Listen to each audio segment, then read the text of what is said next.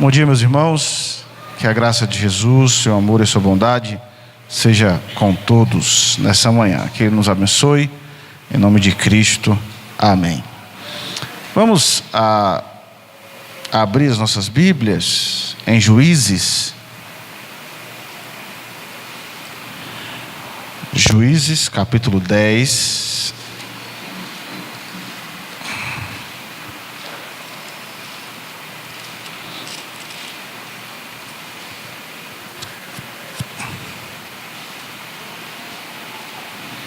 Juízes capítulo 10.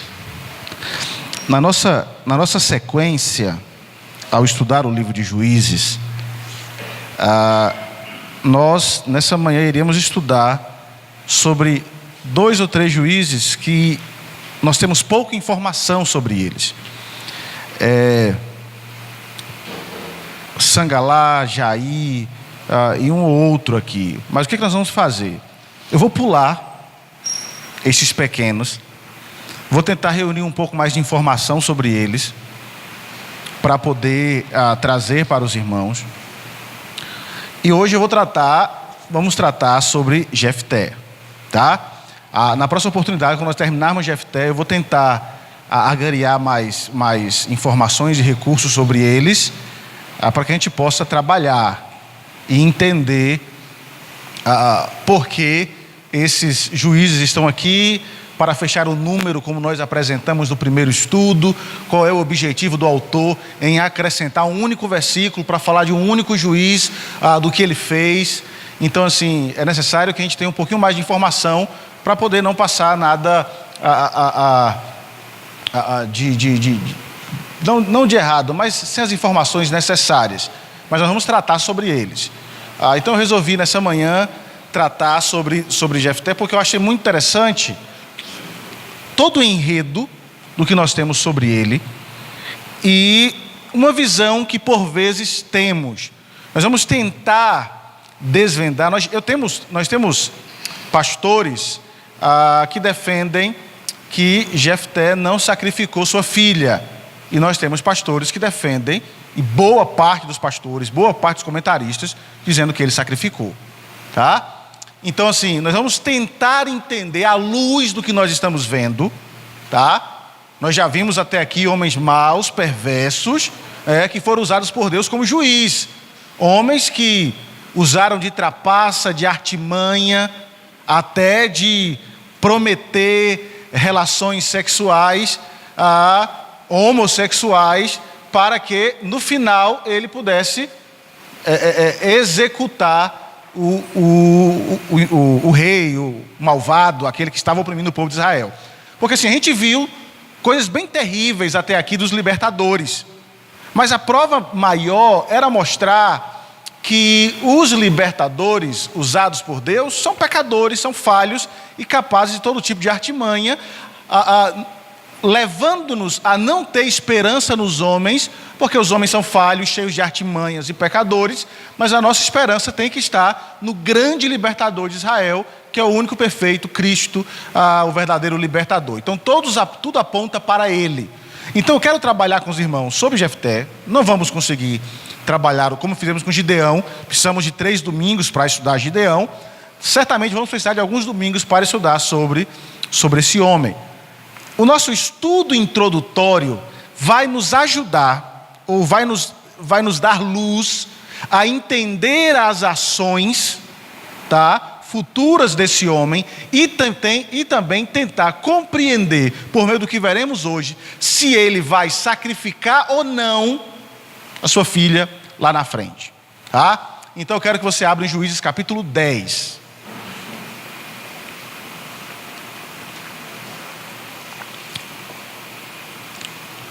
Juízes capítulo 10, a partir do verso 6. O interessante da escritura é que ela não esconde os erros daqueles que fazem parte dos personagens dentro dela. Diferente de outras religiões, a escritura revela justamente a pecaminosidade do homem e como o homem é mau, mostrando que bom só Deus, só o nosso Redentor. Então veja, Juízes capítulo 10, nós vamos ler do verso 6 até o verso 9. E aí, à medida que a gente for avançando, eu vou precisar dos irmãos que me ajudem na leitura de um ou outro verso, para que a gente possa entender, tá, o que nós temos aqui. Então, Juízes 10, do 6 ao 9, diz assim: tornaram os filhos de Israel a fazer o que era mal perante o Senhor, e serviram aos Baalins, e a Astarote, e aos deuses da Síria, e aos de Sidom, de Moabe, dos filhos de Amon, dos filisteus. Deixaram o Senhor e não serviram. Acendeu-se a ira do Senhor contra Israel, e os entregou nas mãos dos filisteus e nas mãos dos filhos de Amon, os quais nesse mesmo ano vexaram e oprimiram os filhos de Israel por 18 anos. Oprimiram todos os filhos de Israel que estavam da além do Jordão, na terra dos amorreus, que está em Gileade. Os filhos de Amon passaram o Jordão para pelejar contra Judá, contra Benjamim, contra a casa de Efraim, de maneira que Israel se viu muito angustiado. Só até aí.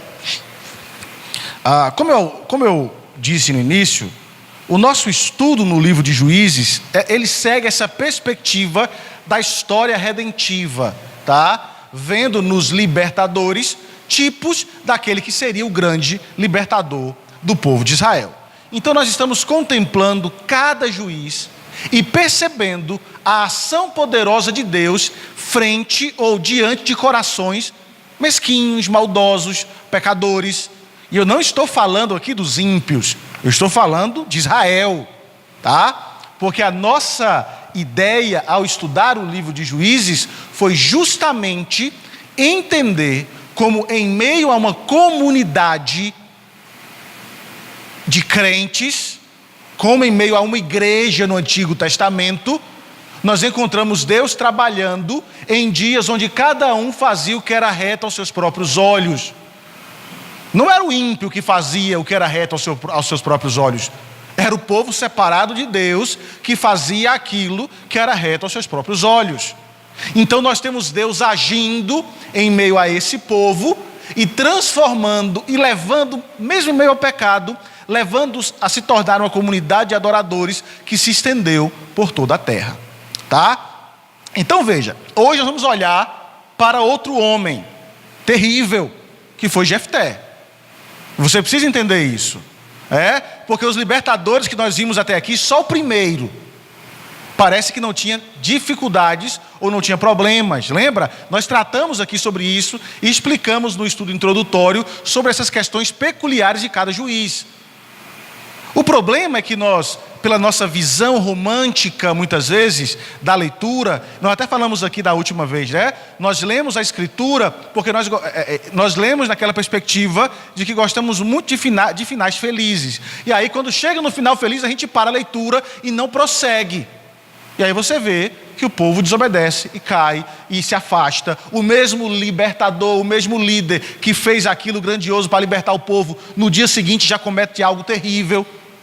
Nós temos que ter essa visão do todo da Escritura. Não pegar apenas partes dela, ler partes delas e se apropriar apenas daquilo que a gente acha bonitinho, que não é assim.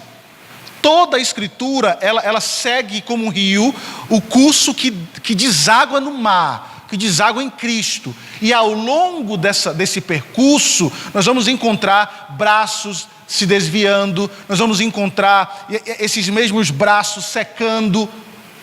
Mas o rio vai chegar lá no mar, apontando, para algo grandioso que nós temos. Então nós temos que ter essa mentalidade. E hoje a gente vai ver, ter essa visão desse homem, de Jefté, e como Deus usa para ser um libertador do povo. Tá? Então veja, depois de alguns pequenos juízes, depois de Gideão, como nós estudamos na última oportunidade, mais uma vez o ciclo se repete. Tá? O povo se afasta de Deus e faz aquilo que é mal aos olhos do Senhor. Tá? O que importa, ou o que vai revelar de algo importante aqui em nosso livro, é que sempre é relevante aquilo que você faz diante dos olhos de alguém, ou dos seus próprios olhos, ou dos olhos daquele que está à sua frente, ou dos olhos de Deus. E isso é muito importante diante daquilo que nós estamos lendo. O povo se afasta do Senhor. Tá? E mais uma vez, como vimos aqui nos nossos estudos sobre o que a Bíblia ensina sobre política nas quartas-feiras, e terminamos semana passada justamente mostrando que independente de quem suba a rampa do Planalto em 1º de janeiro, né? Independente de quem for eleito no nosso país, nós precisamos entender que quem governa o mundo é Deus. Ele é o soberano. Por isso nós não podemos fugir desse princípio. Se ele levanta um ou rebaixa outro, se levanta o outro e rebaixa um, é para algo, ou para o bem da nação, ou para punir a nação. A gente não tem que entrar nesse mérito, mas Deus age segundo a sua própria vontade, e os seus planos, como vimos, sempre acontecerão. E aqui não é diferente, porque a gente vê que à medida que o povo se afasta e entra e adentra uma idolatria, há um abandono da adoração verdadeira, servindo ao Deus dos filisteus, dos amonitas e de todos os povos vizinhos. Nós vemos o texto dizendo que Deus levanta o inimigo para oprimir o povo. Tá? Não é o inimigo que tem força, que vence Deus, que vence o povo de Deus, não. Toda a criação está debaixo do controle de Deus, de tal maneira que Deus orquestra tudo para que o seu propósito se cumpra, e Ele vai ensinar, e Ele sempre vai ensinar algo ao seu povo. E aqui não é diferente. Deus entregou a nação idólatra, a nação desviada, os crentes afastados, a igreja do Antigo Testamento desviada, a dois povos terríveis: os filisteus e os amonitas. Os filisteus nós veremos mais na frente, quando tratarmos sobre Sansão. Mas hoje nós temos aqui os amonitas oprimindo o povo de Israel. Tá? E a história de Jefté começa com a expressão do verso 6. E o povo fez o que era mal aos olhos do Senhor. Observe que interessante é a descrição. Eu quero que alguém leia para mim o verso 8. Leia para mim bem alto o verso 8 do nosso texto.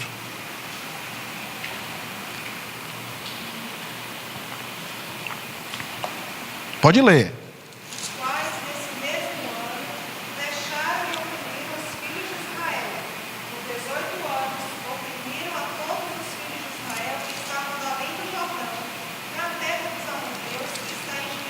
Isso. A ideia de oprimir Israel, o termo aqui é esmagar Israel. Tá?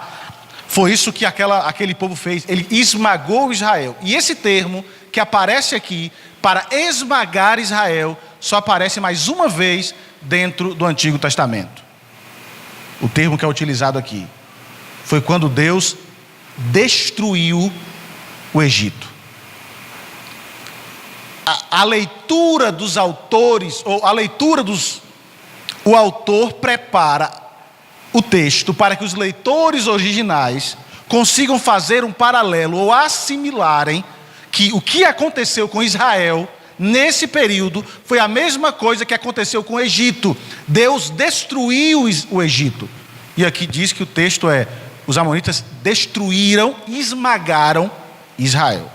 Nós estamos diante aqui da pior opressão até agora que Israel sofreu ao longo dos anos após Josué. Tá? Nós estamos aqui na pior opressão. Eles foram despedaçados, destruídos. E veja que a opressão foi longa, 18 anos. E não se limitou apenas a uma ou a duas tribos. Perceba que o texto diz que ela foi do lado de cá do Jordão, da além do Jordão, Efraim, como diz o texto, contra Judá, contra Benjamim, contra a casa de Efraim. Então nós percebemos que ela foi devastadora, não apenas em uma outra tribo, como vimos nas últimas oportunidades. Nós temos libertadores pontuais. Libertadores da tribo de Judá. Levantou-se um libertador da tribo de Judá para libertar a tribo que havia sido oprimida por um povo inimigo. Mas agora não. Agora o inimigo é maior. Agora a extensão da maldade é maior, a extensão da opressão, ela é bem maior. Então veja, como era de costume, assim que o povo se rebelava, que o povo estava em opressão, quando o povo entendia que não tinha como resolver os seus problemas, o que eles faziam? Clamavam a Deus, dizendo: Senhor, pecamos contra Ti, nos afastamos da Tua lei, nos afastamos dos Teus preceitos, e agora queremos que o Senhor venha ao nosso encontro.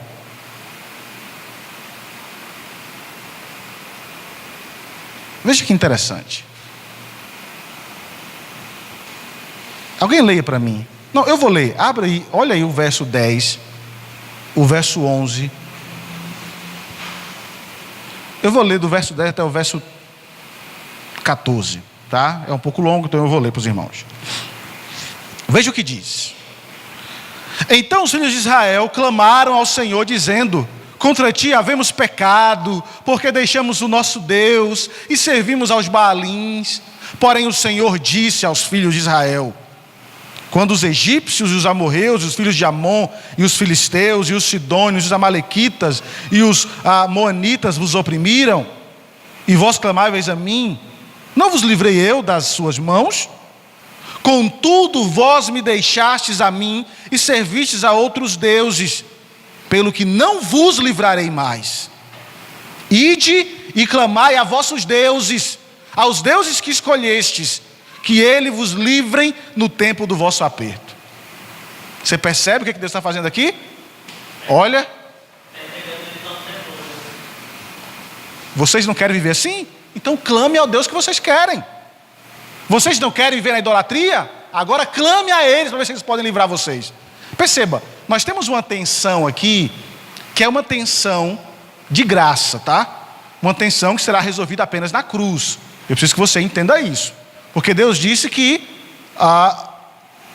Deus disse assim, não é que Deus se arrepende. Nós temos uma tensão aí muito grande. Porque Deus, Ele é fiel à sua palavra. Ele disse lá atrás que Ele iria cuidar de Israel, que Ele iria levar Israel a cumprir os seus propósitos. Aqui nós temos Deus mostrando a gravidade do pecado. E Ele vai destruir esse pecado que os leva a se afastar de Deus na cruz. E a gente entende isso claramente. Mas aqui você percebe Deus extremamente revoltado com o povo, dizendo: vocês não me abandonaram para servir outros deuses? Por que vocês não vão clamar a eles agora? Por que vocês não vão atrás deles?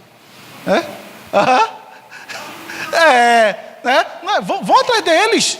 Não é isso que vocês tanto queriam? E não é porque vocês não têm exemplos, porque vocês têm exemplos. Porque quando vocês caíram lá na mão de fulano, de cicrano, que vocês clamaram, eu fui lá. Vocês não precisavam mais de exemplos para fazer a verdade, para cumprir o caminho correto, para andar no caminho correto. Mas mesmo assim vocês insistem em abandonar a Deus, em me abandonar e seguir a outros deuses. Clamai a vossos deuses para que vos libertem. Isso aqui é muito forte. Essa é uma palavra do Senhor que acaba... que os ouvintes aqui, que os leitores devem ter pensado, e deve também nos fazer pensar da mesma forma. Porque hoje nós não somos diferentes dos israelitas. Quantas vezes a gente diz assim: ô Senhor, eu caí, mas me ajude, eu não vou cair mais, eu não vou fazer mais isso. No dia seguinte está lá do mesmo jeito, e está pedindo perdão do mesmo jeito. É o mesmo retrato, é a mesma circunstância e situação. E mesmo assim Deus é paciente, conosco, mostrando que a graça que nós alcançamos dele não é pelos nossos méritos, pelo que fazemos, é pela cruz. Porque se não fosse a cruz, nós estávamos perdidos. Mas veja,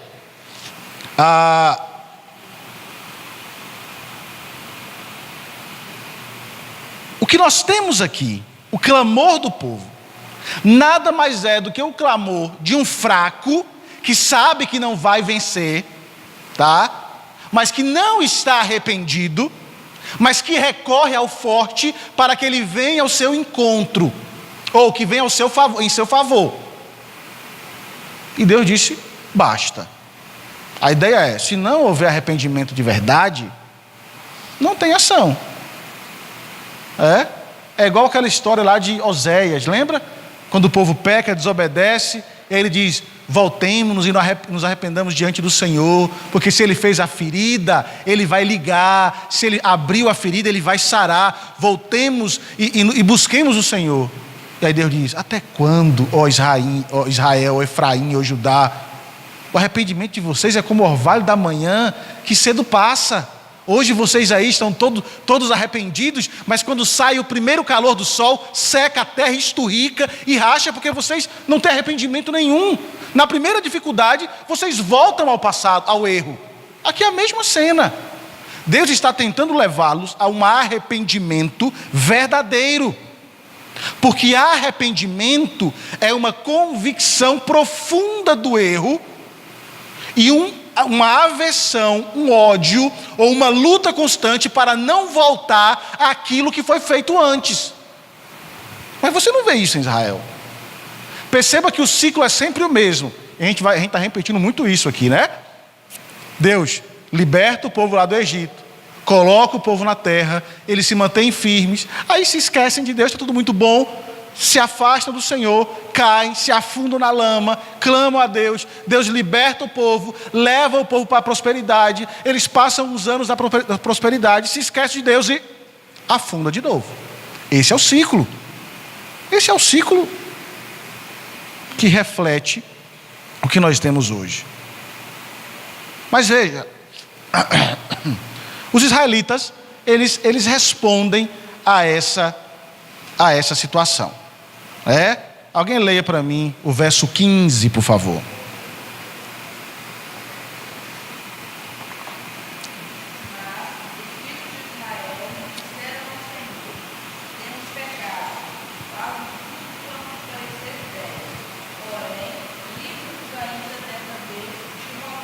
Isso, veja.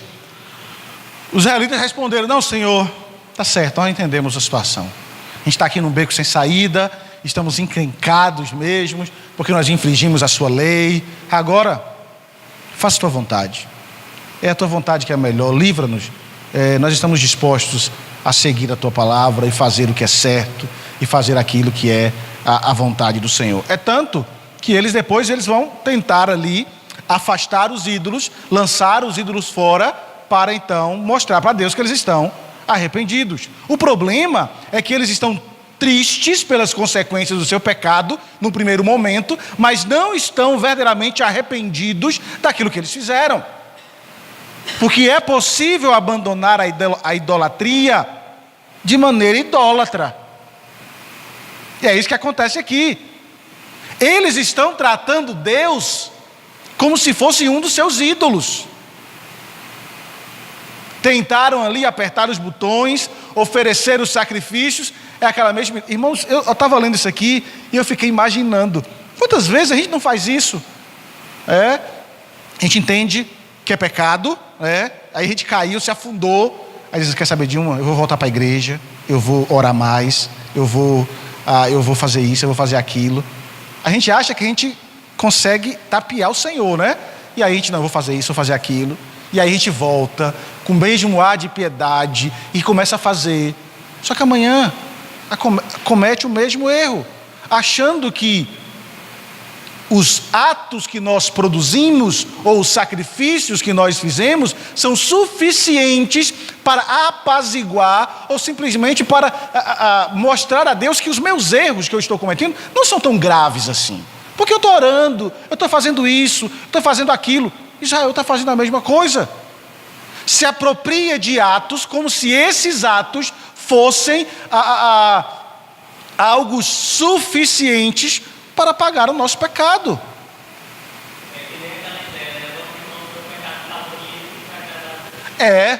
Não, isso aqui ainda fica mais evidente. Não, está bem, Senhor, tudo bem, é isso que o Senhor quer? Então eu vou abrir mão. Como se isso fosse um jogo de troca. Sim,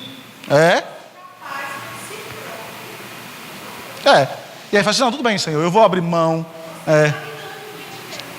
É isso aí que acontece. Senhor, eu vou abrir mão. Deixa eu usar um pecado esdrúxulo aqui, né? Para a gente não... todo pecado é esdrúxulo, né? Todo pecado é pecado. Assim, Senhor, eu vou abrir mão. Eu não vou mais... eu acho interessante. Eu não vou mais armar a puca para prender passarinho na gaiola, para poder, nesse dia, fazer aquilo que agrada o Senhor. Como se isso fosse suficiente. Todo o nosso viver deve ser uma luta constante contra o pecado. Mas vamos seguir, tá? Os israelitas entendem a distinção de que Deus está tentando mostrar, que eles não estavam arrependidos de coisa nenhuma, eles estavam querendo tratar Deus como se fosse um dos seus ídolos. E então, o Senhor os leva de volta ao arrependimento, a ponto que eles dizem: faça conosco o que é certo aos teus olhos. A nossa caminhada, e a gente precisa entender isso, eu disse isso semana passada no sermão de domingo à noite. Eu disse, boa parte dos nossos erros, ou as consequências que nós experimentamos em nossa vida, está justamente ligada ao fato de que nós não olhamos para o manual de Deus para conduzir a nossa vida. A gente pregou sobre casamento, divórcio e novo casamento. A gente acha que sabe tudo sobre casamento, que sabe tudo sobre divórcio, que sabe tudo sobre o novo casamento. A gente sabe como criar os nossos filhos. A gente sabe como fazer tudo. E por isso, às vezes, rejeitamos o que a Bíblia diz. Não, ela está dizendo que isso não pode, mas eu acho que pode dar certo. E toda vez que rejeitamos a palavra, a gente acaba sofrendo consequências terríveis, porque o manual de Deus para a condução e a criação de filhos está aqui. Fora dessa verdade, você vai estar ensinando meramente aquilo que o mundo quer que você ensine. Nós temos o padrão, sair dele acarretará em consequências para nós. Então é isso que o Senhor quer que eles façam. Se volte para o simples. Se volte para aquilo que está estabelecido para vocês. Você não precisa mais de nada. Então, um avivamento religioso nasce de um grande sofrimento. E perceba que todo grande avivamento começa quando a igreja se volta para a Escritura. Quando a igreja entende que a Escritura é o centro da vida dela. Toda vez que a igreja se afasta da Escritura, toda vez que afastamos a Escritura dos nossos lares, da nossa vida pessoal, do nosso trabalho, a gente afunda. Traga a Escritura para a sua vida, busque nela a orientação e você vai ver o avivamento na sua vida. Todo avivamento começa assim. Homem e mulher, nós precisamos entender isso, tá? Então veja, Deus leva o povo a entender. Ele diz, faça o que é certo aos teus olhos, não o que os nossos olhos acham correto. Deus vai mostrar misericórdia a esse povo oprimido e arrependido, uma vez que eles não podem mais suportar o sofrimento. Deus olha para Israel, olha o verso 16, olha o que diz: e tiraram os deuses alheios do meio de si, e serviram ao Senhor. Então, já não pôde ele reter a sua compaixão, por causa da desgraça de Israel. A ideia é que, quando o Senhor vê o arrependimento genuíno em Israel, e a opressão por causa do arrependimento ainda maior, o Senhor age no meio do povo, tá? O Senhor vai livrá-los. Deus vai agir por meio da sua palavra. E então o libertador será levantado. Jefté. A pergunta que eu tenho para vocês essa manhã é: o que você sabe sobre Jefté?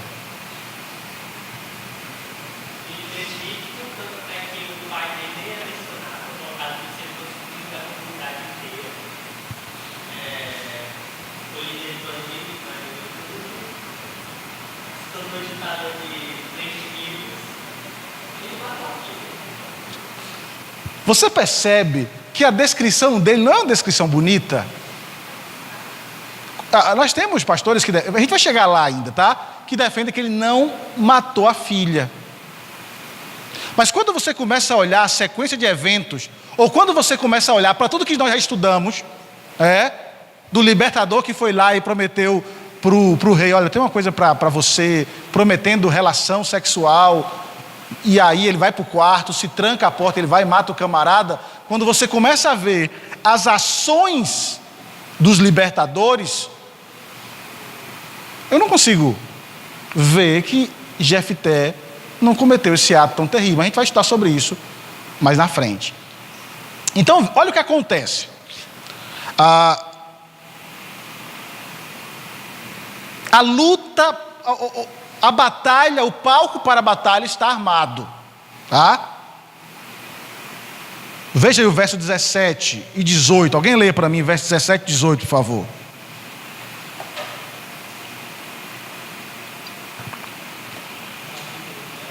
É do capítulo 10. Tendo sido convocados, os filhos de Amon acamparam-se em Gileade. Mas os filhos de Israel se entregaram e se acamparam em Mispa. Se congregaram e se acamparam em Mispa.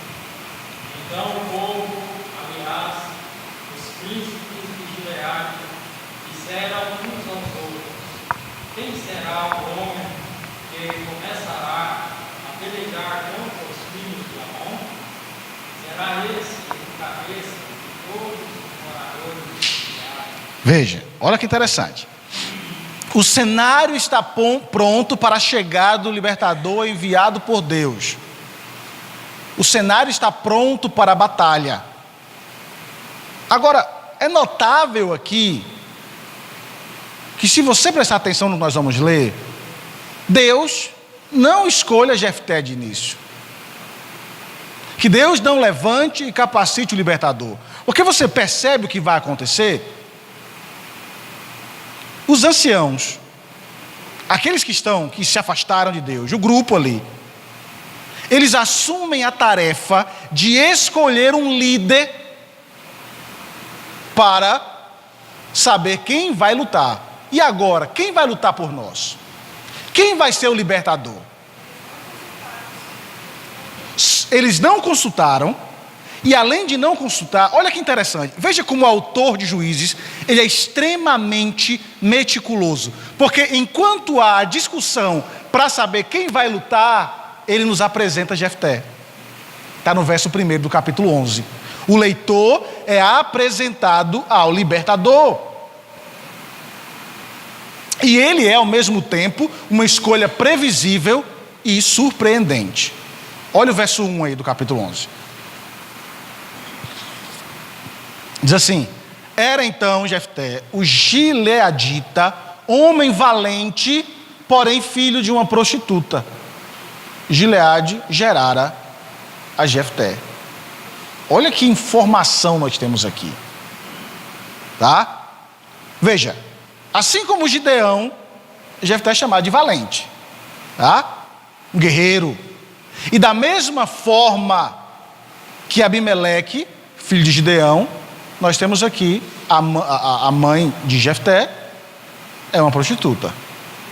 Aos olhos do mundo, olha que interessante, líderes são pessoas que estudam em universidade, têm linhagem familiar centenária e poderosa, estabilidade emocional, sem antecedentes, mas Jefté estava longe disso, porque ele era filho de uma prostituta e foi, isso é muito importante, foi expulso de casa, possivelmente quando era bem jovem, pelos seus meios irmãos. A ideia era: rapaz, a gente não sabe nem se nosso pai é seu pai.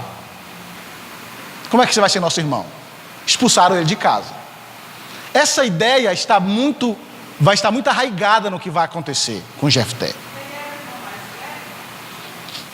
Nós não temos uma descrição. O que a gente sabe é que ele foi adotado, ou por uma família.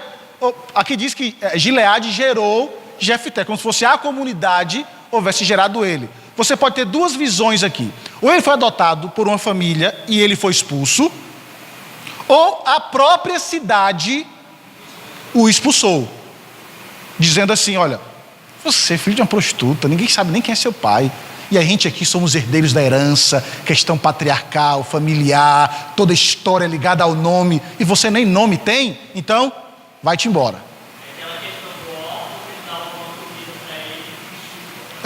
Essa é a visão de Jefté.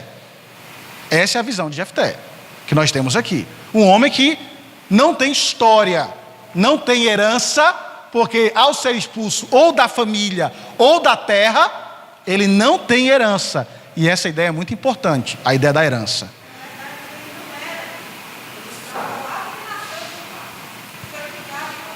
Foi cuidado e os seus irmãos, quer da tribo ou de uma família, o expulsou. Falou, você não tem direito a nada. Foi isso que aconteceu. Agora veja, olha o que diz o verso 2 e o verso 3 do capítulo 11. Olha, presta atenção. Também a mulher de Gileade lhe deu filhos. Por isso que eu falei, ou Gileade é a tribo ou é uma pessoa, tá? Lhe deu filhos, os quais, quando já grandes, expulsaram Jefté e lhe disseram, não herdarás em casa do nosso pai, porque és filho de outra mulher. A ideia é, a gente nem sabe se nosso pai é seu pai.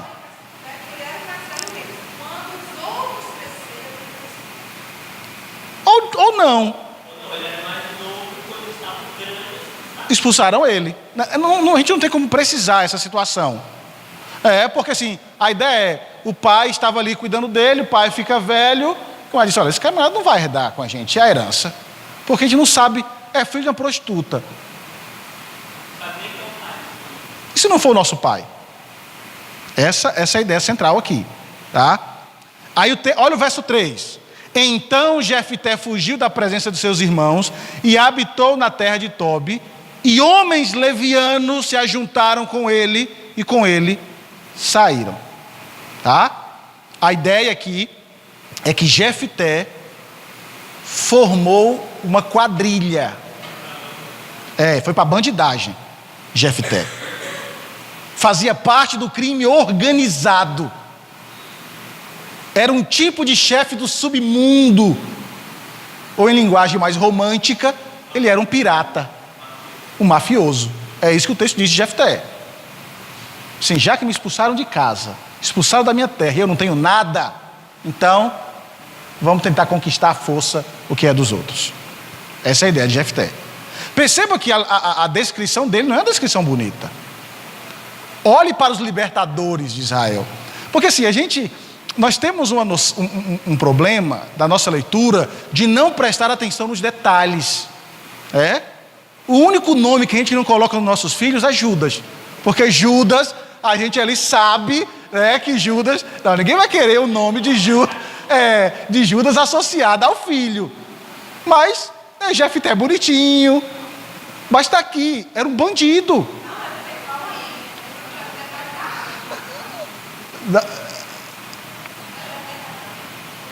Não. É Jessé. Não, eu estou aqui, deu tilt aqui, Jefté.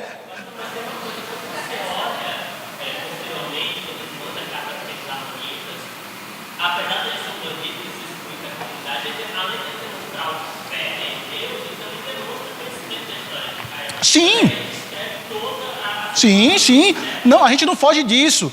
Mas a ideia é que assim, quando a gente vai olhar, a gente olha para questões pontuais apenas. É igual a nossa leitura.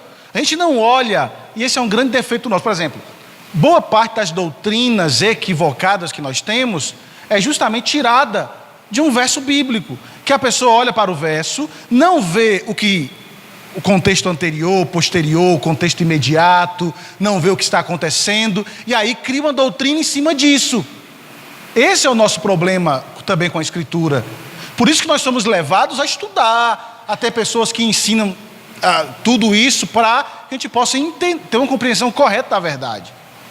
E esse é o problema. Mas veja, Jefté nesse primeiro momento era um marginal, um bandido vindo de um lar arruinado, só que Deus escolhe esse homem para ser o libertador.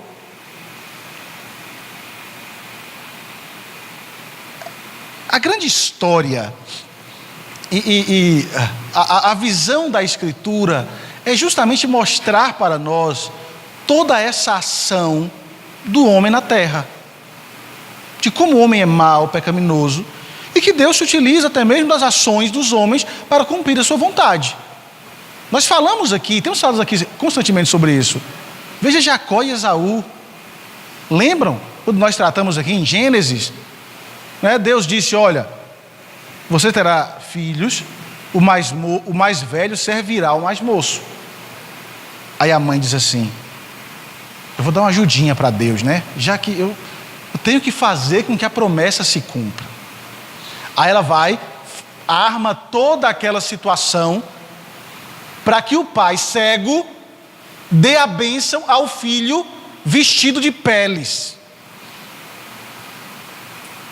E aí o leitor poderia dizer assim, gente, está errado, porque Deus permite que isso aconteça. E aí ele abençoa, e a bênção vai para ele, e aí quando você vai ver a segunda bênção lá para Esaú, você vai servir o seu irmão. Deus se utiliza das ações humanas, desse rio que está correndo, do homem seguindo o seu coração, para cumprir a sua vontade. Isso está na história, você percebe isso ao longo da história. Agora, vamos olhar um pouquinho mais para Jefté, tá? Olha o que ele, eu fiquei impressionado com essa ação dele. Impressionado, não no bom sentido, mas veja o que acontece. Vamos ler o verso 4 até o verso 6. Olha o que diz. Passado algum tempo, pelejaram os filhos de Amon contra Israel. Quando pelejavam, foram os anciãos de Gileade buscar Jefté da terra de Tobi. E disseram a Jefté, vem e sê nosso chefe para que combatamos contra os filhos de Amon. Veja o verso 7 também. Porém Jefté disse aos anciãos de Gileade, porventura não me aborrecestes a mim, não me expulsaste da casa de meu pai? Por que pois, vindes a mim agora quando estáis em aperto? Olha o que temos. Eles foram, depois da situação difícil, foram atrás de Jefté para pedir ajuda para libertar o povo. Só que Jefté não se deixa convencer tão facilmente. Poxa, vocês me odiavam até um pouco tempo desse atrás. Vocês me expulsaram da terra. Vocês tiraram a minha herança. E agora vocês vêm atrás de Moá? Vocês vêm atrás de mim? Para poder lutar por vocês? Vocês só vieram atrás de mim porque vocês estão em apuros. Os líderes de Gileade não podiam simplesmente usar Jefté, a quem trataram tão mal, para libertá-los do inimigo. E aí nós temos algo interessante. Alguém leia bem alto para mim o verso 8, por favor.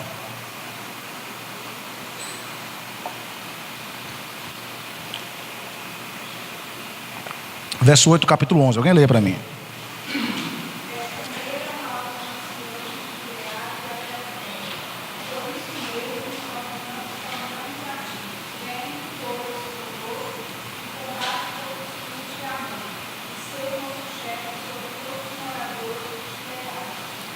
Isso, olha que interessante.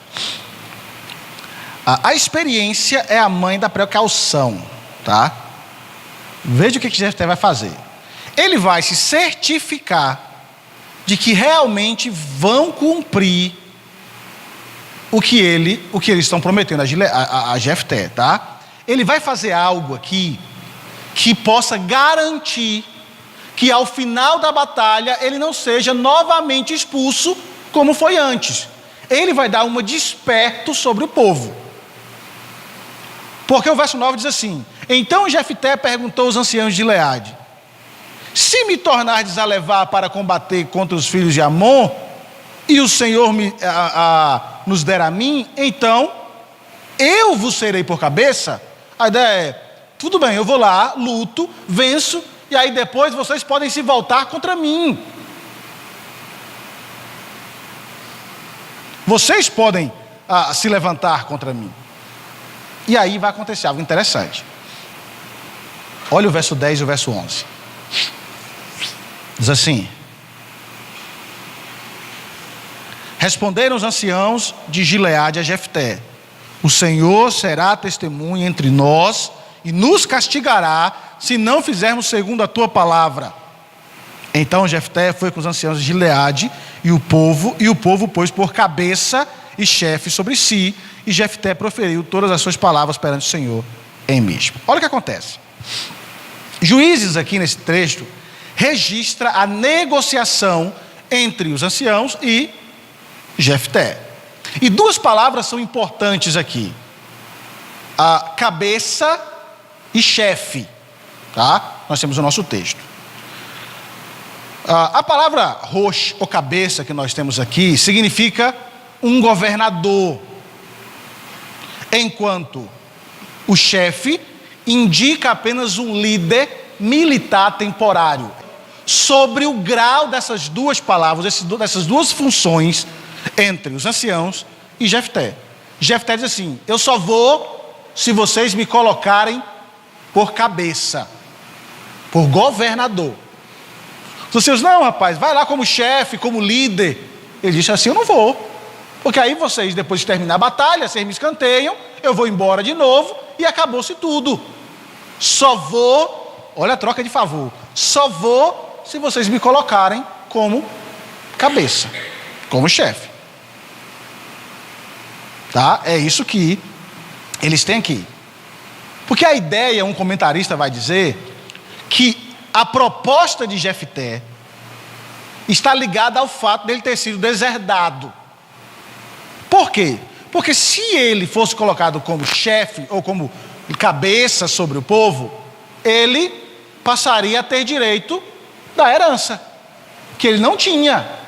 Aí ele poderia ajeitar a vida dele, não ser mais bandido, porque se ele fosse um líder temporário, terminasse, ele seria expulso de novo, teria que voltar para a sua antiga vida e não teria nada. Ele queria que a sua herança fosse restaurada. Tá? É essa a ideia que nós temos aqui. Vocês me levam de volta, ou vocês me devolvem aquilo que era meu. É isso que ele está pedindo. Nós encontramos aqui a seguinte informação que nos ajuda a entender essa questão, como eu falei, porque ele era filho de uma prostituta e foi expulso. Olha que interessante. Olha o que aconteceu. Nós citamos aqui, mas olha o que aconteceu. Como filho ilegítimo e expulso após a morte ou a velhice do pai, seus irmãos lançaram embora. Anularam o acordo de adoção que seu pai tinha feito em favor dele. Então, ele não tinha direito a nada. Se isso estiver correto, Jefté tem um paralelo com Israel aqui, porque a herança de Israel foi roubada, ela está oprimida, e assim como Israel quer a sua herança de volta, a sua liberdade e a terra, Jefté diz: eu vou, mas eu quero também a minha herança de volta. Também outro paralelo interessante é que a religião de Israel estava sincrética, estava bastarda, estava misturada. E aí Deus diz: como sua religião está misturada, é sua minha família, seu contato comigo, eu vou te dar um libertador que é bastardo, que é misturado, que ainda não é por isso de Israel. Verdade, não tinha pensado nisso, mas isso é verdade. Tem toda uma ligação por trás. Já que vocês aí estão atolados nesses deuses todos e vocês vêm a mim dessa maneira, então eu vou colocar alguém para vocês que se iguale àquilo que vocês são. Reflete o caráter de vocês. Pronto. Todas as vezes que a Bíblia vai falar de idolatria, refere a idolatria como adultério e prostituição. Sim. Aí vocês são filhos da idolatria e eu vou te dar um filho da prostituição para mostrar como ao nível que vocês chegaram. Isso. E outra questão aqui bastante importante a ser observada nessa conversa é que é fácil notar, como o Gabriel disse, a semelhança da conversa dos israelitas com Deus e com Jefté aqui. É a mesma cena. Os gileadaitas pressupõem que Jefté vai ajudá-los. Não foi assim que eles procuraram Deus? Senhor, vem-nos ao nosso favor. E Deus disse, não, calma aí. Vai atrás de quem pode ajudar vocês. E aí Jefté faz a mesma coisa. Eu falei, não, calma aí, a coisa não funciona desse jeito. Vocês me expulsaram. Vocês me mandaram embora e agora vocês querem vir a mim? Jefté os obriga a pedir novamente com mais humildade e ainda levando a oferecer um cargo maior para ele. Foi exatamente essa conversa que Deus teve com Israel. Vocês querem que eu ajude vocês, mas vocês estão lá se prostituindo com os deuses falsos. E aí vocês me querem por um momento e depois vocês vão abandonar de novo e viver essa vida de vocês. Claro, nós não estamos ligando aqui ao fato do que Deus sabe, do que vai acontecer. Não, Deus está mostrando a pecaminosidade do coração do homem. Vocês precisam de arrependimento verdadeiro. Tá? Então veja, os israelitas têm de entender que o tratamento que eles vão dar ao juiz, ao libertador, aquele que vai se tornar cabeça, é um tratamento que deve ser dado com honra e com respeito, porque ele é o representante de Deus para fazer aquilo que vai ser feito. Tá? Porque na verdade, como nós falamos já, os líderes escolhidos por Israel ou por Deus são tipos que apontam para o juiz mais importante, que é o nosso Senhor. Sim, esse líder aqui é terrível, você vai ver ao longo dos domingos coisas terríveis, algumas questões bastante difíceis, mas ele é o escolhido para apontar para um líder maior, tá? Ele é o escolhido para apontar para aquele que vai ser o resgatador do povo. Os líderes escolhidos por Deus são tipos que apontam para o juiz mais importante. Então o que nós temos é Jefté sendo agora utilizado, ou se colocando à disposição para agir e lutar em nome de Deus, para executar uma tarefa extremamente dura. Porque, como nós falamos, essa é a pior opressão que Israel estava vivendo. Ele vai ser o tipo daquele que viria para nos libertar da pior opressão que o povo vivia, que era o pecado. E você vê semelhança aí de Jefté com Jesus? Desprezado, rejeitado.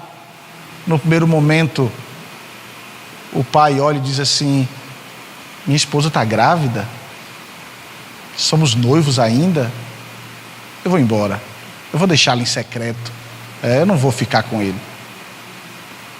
Nós temos pequenas nuances que apontam para o grande libertador, para cenas da vida do grande libertador, aquele que vai ser rejeitado pelo povo, tá? Então a ideia central é o tratamento que dispensamos ao líder é um tratamento que nós dispensamos a Deus, e é isso que Jefté está cobrando aqui. Então veja, meus irmãos, Jefté não se levanta para ser juiz, apesar do seu sofrimento e rejeição. Ele foi preparado para o cargo por meio de tudo o que ele viveu. Vamos olhar, como pirata, como bandido, ele sabia muito bem o que ele iria enfrentar. Como um bandido, ele estava muito bem equipado para enfrentar os seus inimigos. E isso é uma ideia bastante forte aqui. Ele é um negociador astuto, e veremos isso na frente. Ele é um lutador. Se ele tivesse recebido tudo do bom e do melhor na vida, ele não seria quem era. Ele seria um menino estragado. Ele seria... pelo fato de meus pais serem separados, eu acabei crescendo muito com os meus avós, né? Aí vai ser um menino criado pela avó, né? É desse jeito. Então veja, nós temos aqui Deus preparando toda a vida desse homem para ser o grande libertador de Israel. Jefté não seria quem era se ele não tivesse passado por tudo que ele passou. Deus se utilizou da vida dura dele e o preparou e o qualificou para que ele pudesse ser o agente da salvação do seu povo. Então veja, como nós falamos, novamente ele se revela como uma sombra pálida assim do maior Salvador. O que João diz lá em João 1, capítulo 11? Alguém lembra de cabeça? João 1, 11? Ninguém lembra de cabeça? E veio para o que era seus, e os seus não receberam. Jesus passou um tempo no deserto, foi tentado em todas as coisas, porém sem pecado. Não é isso que o autor de Hebreus diz? Jefté não. Foi para o deserto, na bandidagem, foi tentado e se entregou a ela.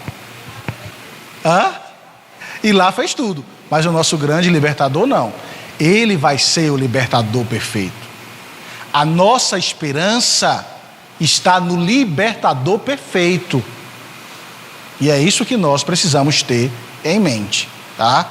A sua vida de rejeição, embora correta, de Cristo, diferente da vida de Jefté, preparou o nosso Senhor para o seu maior ato. Porque olha que imagem fantástica. Jefté sai de ser um criminoso para ser o libertador. Mas o libertador maior, ele vai sair de libertador para ser morto como criminoso. E assim libertar o povo do seu maior cativeiro.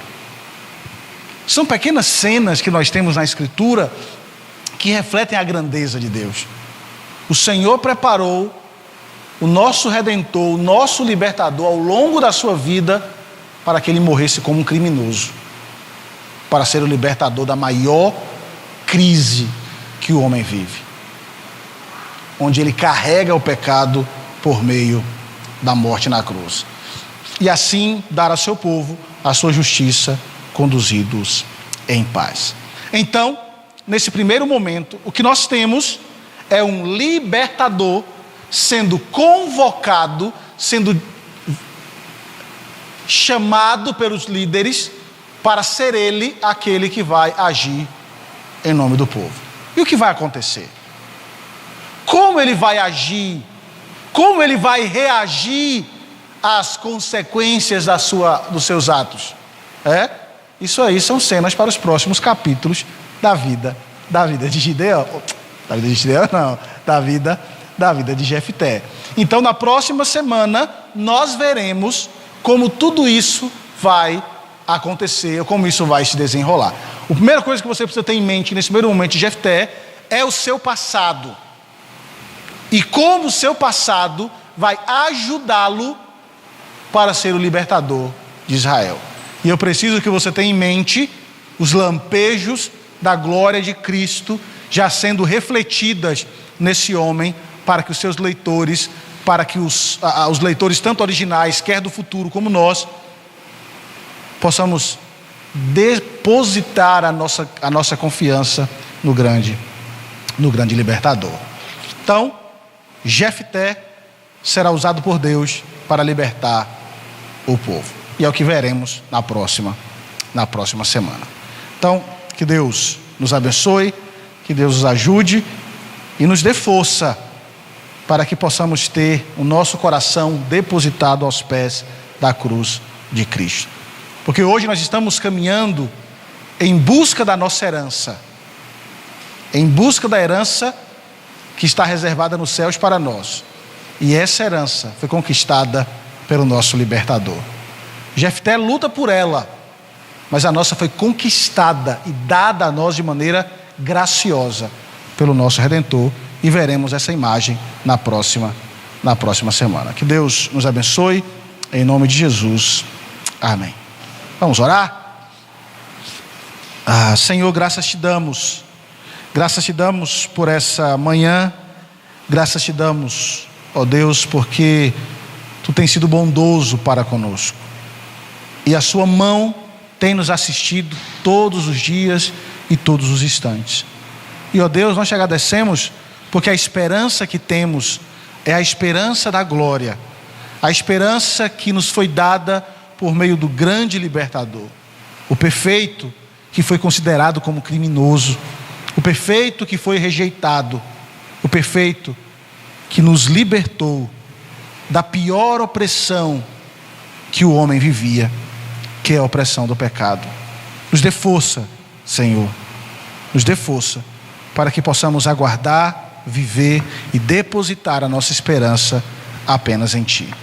Essa é a oração que nós te fazemos, em nome de Jesus. Amém e amém.